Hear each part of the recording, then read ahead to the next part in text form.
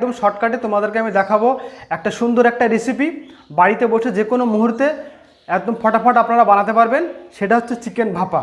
তো যতএব আমি দেরি না করে আপনাদেরকে ফটাফট দেখাই যে কীভাবে বানাতে হয়। বন্ধুরা আমি একটা গামলা নিয়ে নিয়েছি, আর আমার কাছে 1 কেজি চিকেন। 1 কেজি চিকেনটা দেখেছেন বন্ধুরা, আমি একটু লেগ পিসগুলো চিরা মিলে নিয়েছি। এর মধ্যে আমি ঘরোয়া কিছু মশলা আমি দিয়ে দিচ্ছি, যা বন্ধুরা থাকে।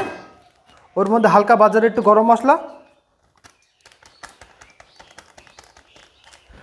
আর ওর মধ্যে আমি কিছু আদা রসুন পেস্ট করেছি বন্ধুরা, এটা হচ্ছে রসুন পেস্ট। আর আমি ওর সাথে অ্যাড করে দিচ্ছি আদা পেস্ট। এর মধ্যে আমি অ্যাড করব বন্ধুরা অল্প পেঁয়াজ, লঙ্কা। আমি এই চিকেনগুলোকে ভালো করে ম্যারিনেট করে নেব বন্ধুরা। আমি এতে অ্যাড করে দেবো সর্ষের তেল।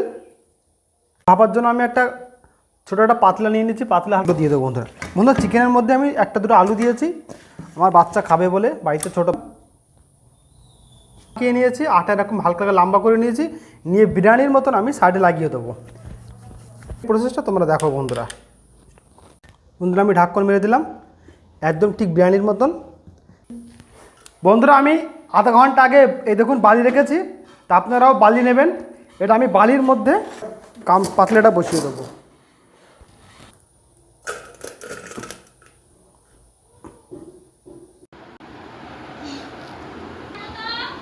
বন্ধুরা নমস্কার।